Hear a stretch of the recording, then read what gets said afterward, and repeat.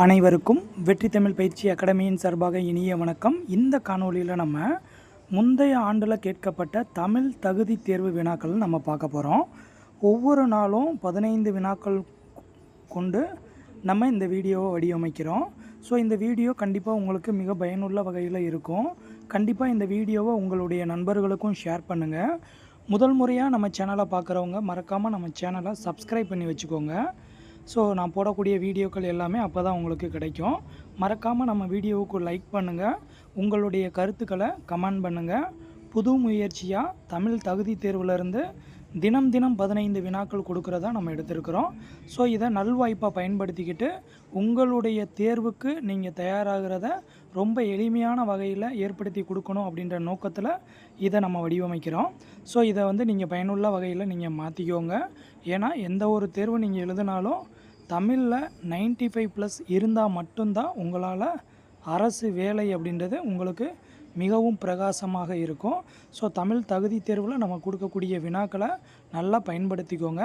வாங்க வீடியோக்குள்ளே போகலாம். ஃபஸ்ட்டு கொஸ்டின் பாருங்கள். வண்ணம் ப்ளஸ் படங்கள் அப்படின்ற சொல்ல சேர்க்கும்போது நமக்கு கிடைக்கிறது என்னது? இதெல்லாம் ரொம்ப எளிமையாக நீங்கள் ஆன்சர் பண்ணிடுவீங்க. பட் இதுலேயும் நம்ம என்ன பண்ணிடுவோம், அவசரத்தில் தப்பு பண்ணுவோம். அதுக்காக தான் இந்த மாதிரியான வினாக்கள் ஏமாந்துடக்கூடாது, சரிங்களா? அப்போ வண்ணம் ப்ளஸ் படங்கள் இந்த ரெண்டையும் சேர்த்தோம் அப்படின்னா நமக்கு வண்ணப்படங்கள். அப்போ இதுக்கான ஆன்சர் ஆப்ஷன் சியில் இருக்கக்கூடிய வண்ணப்படங்கள் அப்படின்றது தான் இதுக்கு மிகச்சரியான பதில். அடுத்த வினா பாருங்கள். பொருள் தரும் ஓரெழுத்து. அதாவது நம்ம 7th புக்கில் ஓரெழுத்து ஒரு மொழி அப்படின்ற ஒரு இலக்கண பகுதி இருக்குது. அது நம்ம சேனல்லே நம்ம ரொம்ப எளிமையாக உங்களுக்கு நான் சொல்லி கொடுத்துருக்குறேன். ஸோ ஓரெழுத்து ஒரு மொழியை அந்த 42 கொடுத்துருப்பாங்க, அதை பார்க்காம போகாதீங்க. ஏன்னா ஃபஸ்ட்டு உங்களுக்கு ஸ்கூல் புக்கு தான் ஃபஸ்ட்டு சோர்ஸு, அதுக்கப்புறம் தான் அதர் சோர்ஸு.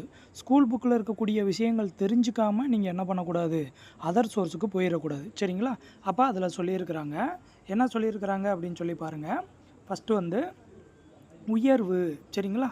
ஸோ உயர்வு அப்படின்ற ஓரெழுத்து ஒரு மொழிக்கு என்ன மீனிங் அப்படின்னு பார்த்தீங்கன்னா, உயர்வுனா ஆப்ஷன் சியில் இருக்கக்கூடிய சேனா, சரிங்களா? அதுதான் உயர்வு அப்படின்னு சொல்லி சொல்கிறோம், சரிங்களா? அப்போ ஆப்ஷன் ஏல இருக்கக்கூடிய தேனா பக்கத்தில் நீங்கள் எழுதி வச்சுக்கிறணும். தேனா தெய்வம், சரிங்களா? தேனா என்னதுங்க, தெய்வம். அப்போ பேனா மலை, சரிங்களா? ஸோ அப்போ மலை தான் பேனு, அப்போ மலை, சரிங்களா? அதுக்கப்புறம் பைனா இளமை. பையனா எதை குறிக்கும், இளமையை குறிக்கும். என்ன சார் இளமை? இளமையில் நம்ம எல்லாருமே ஸ்கூலுக்கு போகும்போது பை கொண்டு போயிருப்போமாங்க, அதை நீங்கள் ஞாபகம் வச்சுக்கணும், சரிங்களா? அப்போ தேனா தெய்வம், பையனா இளமை, பேனா மலை, சரிங்களா? ஸோ இதை ஞாபகம் வச்சுக்கோங்க. அப்போ இங்கே நமக்கு கேட்டது என்ன அப்படின்னா, உயர்வுனா அதுக்கான ஓரெழுத்துக்கான ஒரு மொழியில் அதற்கான மீனிங் என்ன அப்படின்னு பார்த்தீங்கன்னா உயர்வு அப்படின்னா சே, சரிங்களா? ஆப்ஷன் சி தான் இதுக்கு மிகச்சரியான பதில். அடுத்தது பாருங்கள். பேச்சு வழக்கு தொடரில் உள்ள பிழை திருத்தம் கண்டறிய, சரிங்களா?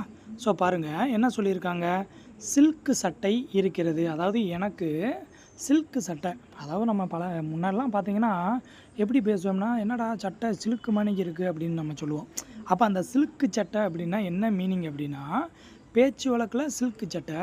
அப்போ அதுக்கு மிகச்சரியான மீனிங் என்ன அப்படின்னா பட்டு சட்டை. ஆப்ஷன் சியில் இருக்கக்கூடிய பட்டு சட்டை அப்படின்றது தான் சில்க்கு சட்டை அப்படின்னு என்ன பண்ணுவோம், பேச்சு வழக்கில் நம்ம சொல்லுவோம், சரியாங்க? அடுத்தது பாருங்கள். மிக மிக முக்கியமான கேள்வி, நிறையா கொஸ்டின் பேப்பரில் இந்த கேள்வியை கேட்டிருக்காங்க, சரிங்களா? பாருங்கள். அது ஒரு இனிய பாடல். இதில் இருக்கக்கூடிய இந்த தொடரில் இருக்கக்கூடிய பிழையை திருத்தி எழுதுக அப்படின்னு சொல்கிறாங்க. மிக முக்கியமான கேள்வி, ரிப்பீட்டடாக இந்த கேள்வி கேட்குறாங்க. பாருங்கள், அது ஒரு இனிய பாடல் வரக்கூடாதுங்க, அஃது, சரிங்களா? மிகச்சரியானது எது அப்படின்னா அஃது ஒரு இனிய பாடல், சரிங்களா? ஞாபகம் வச்சுக்கோங்க. அப்போ இதுக்கு என்ன ஆன்சர் அப்படின்னா ஆப்ஷன் ஏ தான் மிகச்சரியான பதில், சரிங்களா? அடுத்தது ஸோ கண்டிப்பாக நமக்கு எல்லா வினாத்தாள்லையும் ஊர் பெயரோட மருவு கேட்குறாங்க, சரிங்களா? ஸோ அப்போ கண்டிப்பாக நீங்கள் என்ன பண்ணிக்கிறணும், ஊர் பெயரோட மருவை கண்டிப்பாக நீங்கள் தெரிஞ்சு வச்சுக்கிறணும்.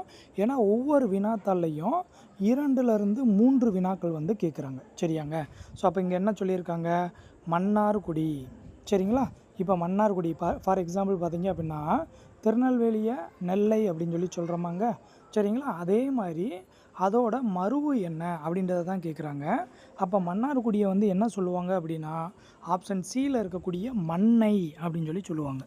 சரிங்களா? மன்னார்குடிக்கு மருவு பெயர் வந்து என்னது? மன்னை அப்படின்னு ஞாபகம் வச்சுக்கோங்க. அடுத்ததுங்க, அடுத்த வினா பாருங்கள். ஒரு பொருள் பன்மொழியை கண்டறிக. ஒன்றும் இல்லைங்க, ஒரு சொல்லுங்க, அதுக்கு பல பொருளை நீங்கள் கண்டுபிடிங்க அப்படின்ற மாதிரி சொல்கிறாங்க. உலகம். உலகம் அப்படின்னா இங்கே எது கரெக்டான ஆன்சர் அப்படின்னா ஆப்ஷன் சியில் இருக்கக்கூடிய தரணி நானிலம். சரிங்களா? ஏன்னா தரணி அப்படின்றது உலகன்றது நிறையா பேருக்கு தெரியும், நானிலம் அப்படின்றது சிலருக்கு தான் தெரியும் உலகம் அப்படின்னு. ஆனால் அப்போ இந்த கேள்வி மூலமாக நீங்கள் தெரிஞ்சு வச்சுக்கிறணும், நானிலம் அப்படின்றது உலகத்தை குறிக்கும். சரிங்களா? அப்போ ரிமைனிங் இருக்கிறதெல்லாம் பாருங்களேன், இங்கே பரிதி, கதிரவன் இதெல்லாம் பார்த்தீங்க அப்படின்னா சூரியனை குறிக்குது. சரிங்களா? ஸோ இதெல்லாம் பார்த்துக்கோங்க. அடுத்ததுங்க, அடுத்த வினா பொருந்தாத சொல்லை தேர்ந்தெடுக்க. பாருங்களேன், எதிர்மறை வினா. சரிங்களா? பொருந்தும் சொல்லும் கேட்பான், பொருந்தாத சொல் எது அப்படின்னு கேட்பான். நீங்கள் கேள்வியை கரெக்டாக ரீட் பண்ணாமல் என்ன பண்ணிடக்கூடாது, டக்குன்னு ஆன்சருக்கு நீங்களாக ஒரு முடிவெடுத்து ஆன்சருக்கு போகக்கூடாது. சரிங்களா? அப்போ இங்கே என்ன சொல்லியிருக்கான்? மேதி. சரிங்களா? இது நமக்கு ஸ்கூல் புக்கில் இருக்குது. மேதி அப்படின்னா எருமை அப்படின்னு சொல்லணும். சரிங்களா? மேதினா என்னதுங்க? எருமை. எருமை வந்து என்னது? மாட்டில் ஒரு இனம். ஸோ மாடுன்னு சொல்லலாம். அடுத்து பகடு அப்படின்னா எருமை கடா அப்படின்னு சொல்லுவாங்க. பகடுனா எருமை அப்படின்னும் சொல்லுவாங்க. அப்போ மேதி அப்படின்னா எருமை. அப்போ மாடு, பகடு இது எல்லாமே வரும். அப்போ இதில் பொருந்தாத சொல் எது அப்படின்னு பார்த்தீங்க அப்படின்னா ஆப்ஷன் டியில் இருக்கக்கூடிய வேரி அப்படின்றது தான் பொருந்தாத சொல். சரிங்களா? அப்போ இதுக்கான ஆன்சர் என்னது? ஆப்ஷன் டியில் இருக்கக்கூடிய வேரி அப்படின்றது தான் இதற்கு பதில். சரிங்களா? அடுத்தது பாருங்கள்.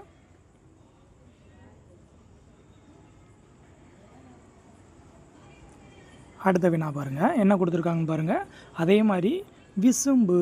சரிங்களா? ஸோ விசும்புன்ற சொல்லுக்கு 2 பொருள் இங்கே வந்து கேட்டிருக்காங்க. அப்போ விசும்புனா உங்களுக்கு தெரியணுங்க, விசும்புனா வானம்னு அர்த்தம். சரிங்களா? ஸோ வானம்னு சொல்லலாம், ஆகாயம் அப்படின்னு சொல்லலாம். இதுக்கான ஆன்சர் பார்த்தீங்கன்னா ஆப்ஷன் பால் தான் இதுக்கான ஆன்சர். சரிங்களா? அடுத்தது பாருங்கள், பகலவன்னா சூரியன் சொல்லுவோம். சரிங்களா? அடுத்தது இந்த ஆம்பல் கொடுத்துருக்காங்க பார்த்தீங்களா? ஆம்பல்னு ஒரு மலர் இருக்குங்க. அதுக்கப்புறம் ஆம்பல்னா சந்திரனை குறிக்கும். தெரிஞ்சு வச்சுக்கோங்க, பக்கத்தில் எழுதி வச்சுக்கோங்க. சரிங்களா? ஒரு நோட்டு வச்சுருந்தீங்கன்னா அதெல்லாம் குறிப்பெடுத்து வச்சுக்கோங்க. ஆம்பல் அப்படின்னா சந்திரன் அப்படின்னு அர்த்தம். ஏன் கேட்கலாம், ஆம்பல் என்பதன் பொருள் என்ன அப்படின்னு கேட்கலாம். சரிங்களா? ஆம்பல்னா சந்திரன் அப்படின்னு அர்த்தம். சரிங்களா? ஸோ அப்போ இங்கே ஆன்சர் என்ன அப்படின்னா விசும்பு அப்படின்னா ஆப்ஷன் பாலில் இருக்கக்கூடிய ஆகாயம், வானம் அப்படின்னு சொல்லலாம். சரிங்களா? அடுத்ததுங்க, அடுத்த வினா பாருங்கள், கும்பி. சரிங்களா? அப்போ கும்பி அப்படின்னா வயிறு. இதெல்லாம் நம்ம ஸ்கூல் புக்கில் இருக்குது. அப்போ கும்பி அப்படின்றதுக்கு மீனிங் என்ன அப்படின்னா ஆப்ஷன் பாலில் இருக்கக்கூடிய வயிறு அப்படின்றது தான் ஆன்சர். ஸோ இதெல்லாம் டைரக்ட் கொஸ்டின்னு அப்படியே மனப்பாடம் பண்ணிக்கோங்க. அடுத்த வினா பாருங்கள், சரியான தொடரை கண்டறிக. சரிங்களா? அப்போ சரியான தொடர்னால் பாருங்கள், ஆப்ஷன் சியில் இருக்கிறது தான் சரியான தொடர். நிலம், நீர், தீ, காற்று, வான் என்பன ஐம்பூதங்கள். சார் இதே தானே சார் மீதி இருக்கக்கூடிய ஆப்ஷனில் இருக்குது. நல்லா உன்னிப்பாக கவனிங்க. ஆப்ஷன் ஏல பாருங்கள், நிலத்துக்கு பக்கத்தில் கமா இல்லை, நிலம், நீர் அப்படி கொடுத்துருக்காங்க. சரிங்களா?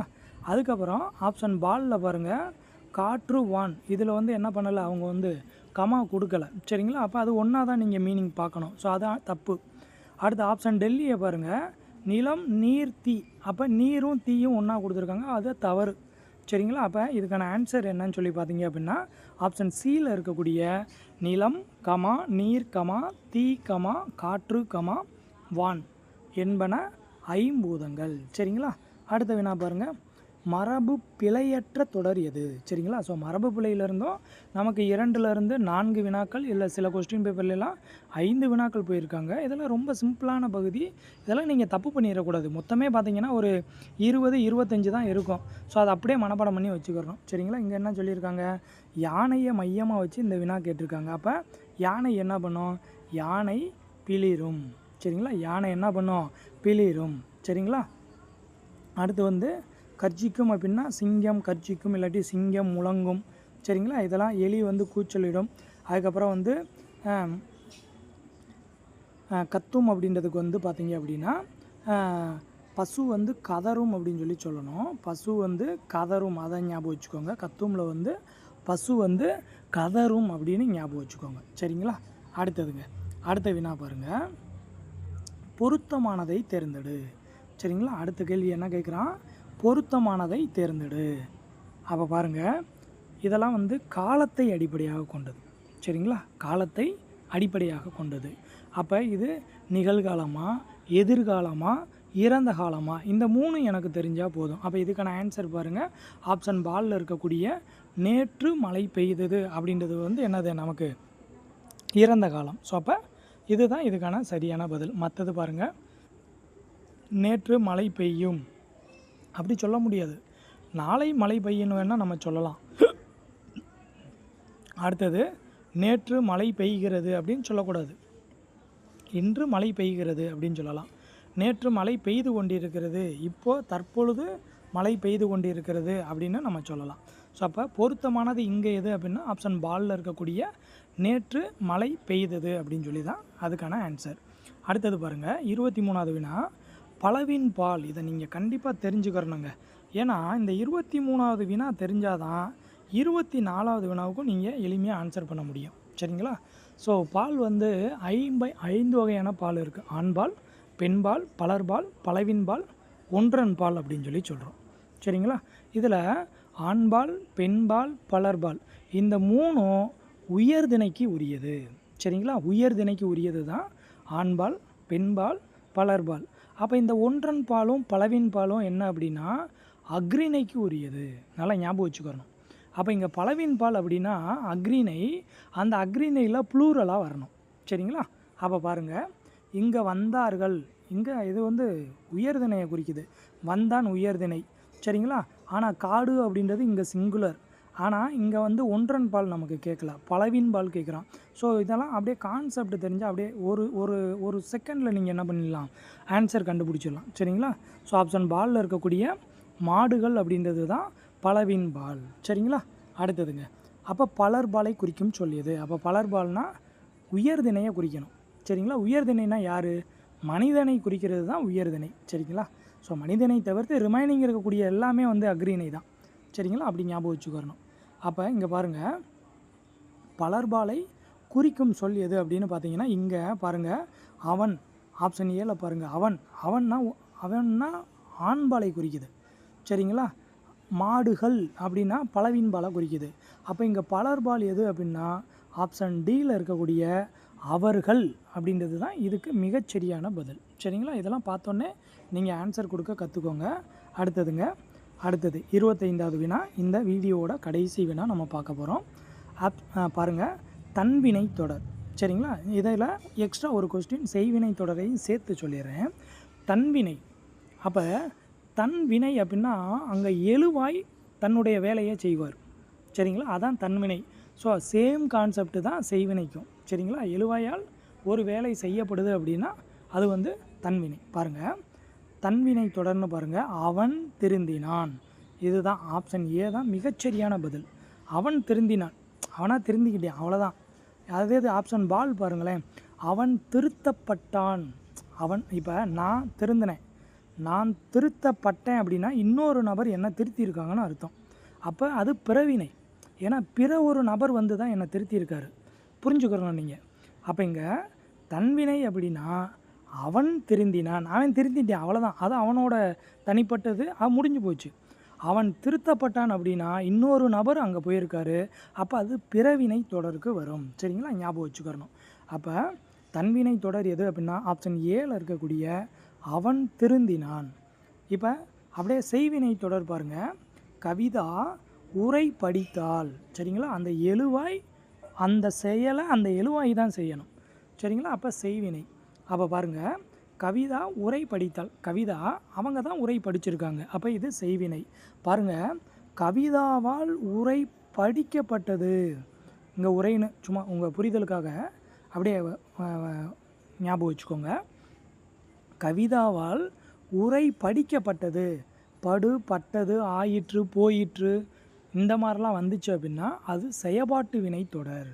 சரிங்களா, செயப்பாட்டு வினைத்தொடர். அப்போ இங்கே செய்வினைக்கு என்ன வரும்னா ஆப்ஷன் சியில் இருக்கக்கூடிய கவிதா உரை படித்தாள் அப்படின்றது மிகச்சரியான பதில். சரிங்களா, ஸோ அப்போ இந்த இதில் நமக்கு மொத்தம் 15 வினாக்கள் எக்ஸ்ட்ரா ஒரு வினா வந்து மொத்தம் 16 வினாக்களாக நம்ம வந்து சொல்லியிருக்கோம். மிக முக்கியமானது ஸோ தமிழ் தகுதி தேர்வு நீங்கள் ப்ரீவியஸ் இயர் கொஸ்டினை பார்த்தீங்கனாலே உங்களுக்கு ஒரு ஐடியா கிடைச்சிரும். ஸோ மறக்காமல் இந்த வீடியோவுக்கு ஒரு லைக் பண்ணுங்கள், உங்களுடைய கருத்துக்களை கமெண்ட் பண்ணுங்கள், உங்களுடைய நண்பர்களுக்கும் இந்த வீடியோவை ஷேர் பண்ணுங்கள். கண்டிப்பாக உங்களுடைய வெற்றிக்கு என்றும் வெற்றி தமிழ் பயிற்சி அகாடமி உறுதுணையாக இருக்கும். அனைவருக்கும் மிக்க நன்றி.